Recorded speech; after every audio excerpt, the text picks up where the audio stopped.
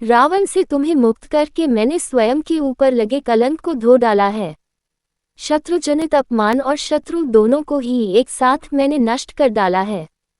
इस समय अपनी प्रतिज्ञा को पूरी करके मैं उसके भार से मुक्त हो गया हूँ। युद्ध का यन परिश्रम मैंने तुम्हें पाने के लिए नहीं किया है, बल्कि वह केवल सदाचार की रक्षा और फैले हुए अपवाद का निराकरण करने के लिए किया गया है। तुम्हारे चरित्र में संदेह का अवसर उपस्थित है, इसलिए आज तुम मुझे अत्यंत अप्रिय जान पड़ रही हो। अतः हे जनका कुमारी, मैं तुम्हें अनुमति प्रदान करता हूँ कि तुम्हारी जहाँ इच्छा हो चली जाओ।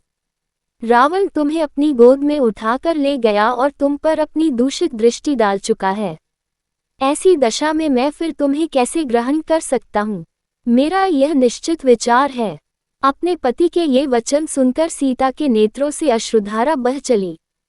वह बोली, वीर, आप ऐसी अनुचित कणकटु बातें सुना रहे हैं जो निम्न श्रेणी का पुरुष भी अपनी निम्न कोटि की स्त्री से कहते समय संकोच करता है। आज आप मुझ पर ही नहीं, समुचित स्त्री जाति के चरित्र पर संदेह कर रहे हैं।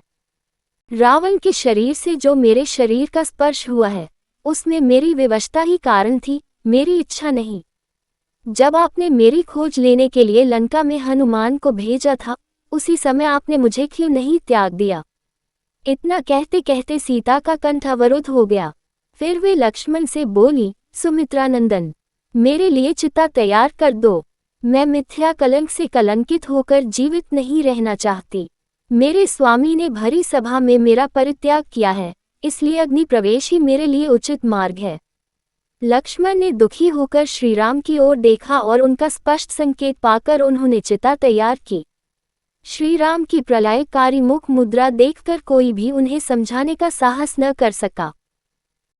सीता ने चिता की परिक्रमा करके और राम, देवताओं तथा ब्राह्मणों को प्रणाम करके ये कहते हुए चिता में प्रवेश किया, यदि मेरा हृदय कभी एक क्षण के लिए भी श्री रघुनाथ जी से दूर न हुआ हो तो संपूर्ण संसार के साक्षी अग्निदेव मेरी रक्षा करें। वैदेही को अग्नि में प्रवेश करते देख सभी उपस्थित वानर और राक्षस हाहाकार करने लगे। तभी ब्रह्मा, शिव, इंद्र, वरुण सहित अन्य देवताओं ने श्रीराम के पास आकर कहा, श्रीराम, आप ज्ञानियों में श्रेष्ठ हैं, फिर इस समय आग में गिरी हुई सीता की उपेक्षा कैसे कर रहे हैं? आज आप ये साधारण अज्ञानी मनुष्यों जैसा आचरण क्यों कर रहे हैं? इसी समय मूर्तिमान अग्निदेव वैदेही सीता को चिता में से लेकर उठ खड़े हुए। उस समय सीता जी प्रातःकालीन सूर्य की भांति कांतियुक्त प्रतीत हो रही थी। अग्नि ने रघुनाथ जी को सीता को सौंपते हुए कहा, श्रीराम, आपकी पत्नी सीता परम पतिव्रता है, इसमें कोई पाप या दोष नहीं है, इसे स्वीकार करें। अग्निदेव के वचन सुनकर श्रीराम ने प्रसन्नतापूर्वक सीता को स्वीकार करते हुए कहा, मैं जानता हूँ सीता बिल्कुल पवित्र है। लोगों को इनकी पवित्रता का विश्वास दिलाने के लिए मुझे ये परीक्षा लेनी पड़ी। आप सब लोग मेरे हितैषी हैं, इसीलिए कष्ट उठाकर इस समय यहाँ पधारे हैं। राम के वचन सुनकर महादेव जी बोले, श्रीराम, दुष्ट दलन का कार्य संपन्न हुआ। अब आपको शीघ्र अयोध्या लौटकर माताओं, भरतपुर वासियों आदि की व्याकुल प्रतीक्षा की घड़ियों को समाप्त करना चाहिए। देखो, सामने आपके पिता दशरथ जी विमान में विराजमान हैं। महादेव जी की यह बात सुनकर लक्ष्मण सहित रामचंद्र जी ने विमान में अपने पिता को बैठा देखकर उन्हें सादर प्रणाम किया। महाराज दशरथ ने उन्हें आशीर्वाद देकर स्वर्ग को प्रस्थान किया।